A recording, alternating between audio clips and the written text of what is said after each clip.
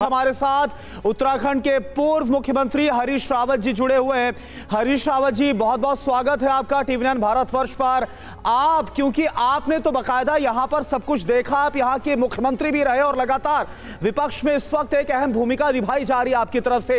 इस संकट को इस वक्त कैसे देख रहे हैं आप सर? ये संकट इस समय भीषणतम संकट है। ये दोहरा संकट है।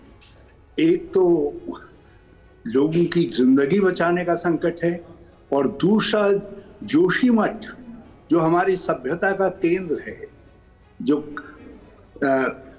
हमारे आदि गुरु शंकराचार्य की तपस्थली है, जहाँ भगवान साक्षात रूप में नरसिंह अवतार के रूप में विराजमान है और जहाँ सभ्यता, रामायण की सभ्यता, दूसरी सभ्यताएं जहाँ के गर्भ में हैं और जो जैव विविधता का केंद्र है, सौंदर्यमयी ओली का बुग्याल जहाँ स्थित है।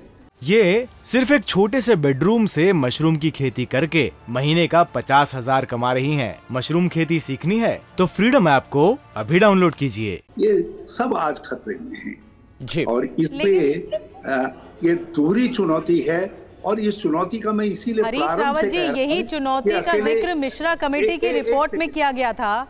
उस समय आपकी सरकार थी, उस वक्त क्यों नहीं एक्शन लिया गया?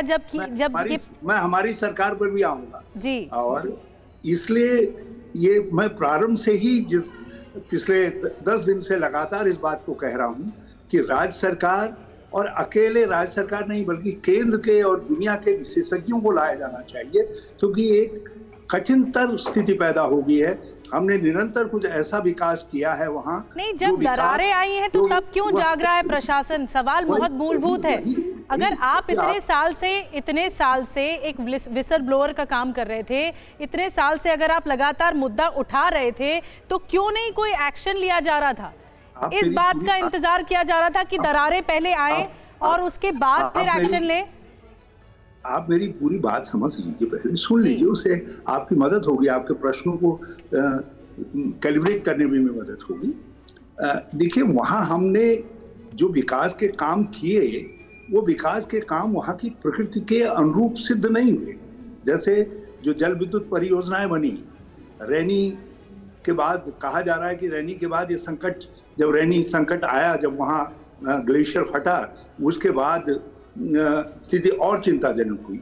2014, 15, 16 में मैंने बड़ी गहराई से इसकी रिपोर्ट का अध्ययन किया, क्योंकि उस समय दैवीय आपदा में जब हिमालयी सुनामी आई थी, उस समय स्थितियां यहाँ विकट नहीं हुई, लेकिन मुझे लगा कि ये लैंडस्लाइड पर बसा हुआ पूरा जो है जोशीमठ है, इसके लिए खतरा हो सकता है। इसीलिए हमने बल्कि हेलीपैड इत्यादि को वहाँ उसी बात को ध्यान में रखा। अभी रावत साहब, आपको याद होगा फरवरी 2021 में जो तपोवन प्रोजेक्ट में बाढ़ आई थी, उसके बाद से भी आशंका बढ़ गई थी, क्योंकि जोशीमठ के नीचे से ही सुरंग जाती है। उस वक्त भी एक्शन लिया जा सकता था। इसलिए हमने 2016 में 4 स्टैंडिंग इंस्ट्रक्शन दिए। एक तो हमने कहा ड्रेनेज सिस्टम को परफेक्ट बनाया जाए पूरा, और नगर पालिका से लेकर के डिस्ट्रिक्ट एडमिनिस्ट्रेशन तक और PWD इस बात को मॉनिटर करे, ड्रेनेज सिस्टम, यहाँ पानी का रुकाव कहीं पर भी नहीं होना चाहिए। दूसरा ये किया गया कि जो अलकनंदा है, अलकनंदा के किनारे जहाँ JP का प्रोजेक्ट बना हुआ है, उस एरिया के निचले हिस्से में। हरीश रावत जी, यही तो सबसे बड़ी विडंबना है, यही सबसे बड़ी विडंबना है। आप भी कह रहे हैं कि ये होना चाहिए, ये नहीं होना चाहिए। 1976 में भी कमेटी ने यही रिकमेंड किया था कि ये होना चाहिए, नहीं होना चाहिए। उसके बाद भी तो प्रोजेक्ट चला सर, 9 से 11 तक काम चलता है, फिर प्रोजेक्ट रुक जाता है, फिर चलता है, फिर रुक जाता है। आप एक लाइन आगे सुन लेंगे तो आपके प्रश्न की मदद हो जाएगी।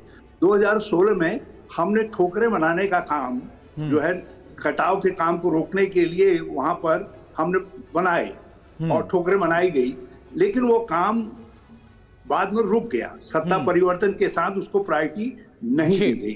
तीसरी बात, हमने कहा कि आप यहाँ जो है जितने घर हैं उनमें लाइट मटेरियल इस्तेमाल किया जाना चाहिए और पेड़ नहीं काटे जाने चाहिए।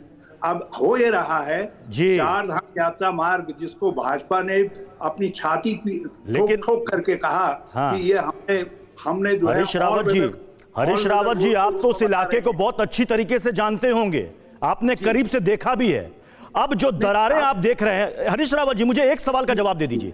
अब जो दरारें दिख रही हैं, जिन्होंने कई पीढ़ियां बस अपनी गुजार दी उस घर में, अब वो दोबारा उस घर में लौट कर आ नहीं सकते क्योंकि वो खतरे से खाली नहीं है। अब वो जाएंगे तो कहां जाएंगे, और इसके लिए जिम्मेदार किसको माने? वो अभी की तत्कालीन राज्य सरकार को, या पुरानी राज्य सरकारों को, या केंद्र सरकार को? किसको माने? इसको लगातार गलतियां हुई हैं।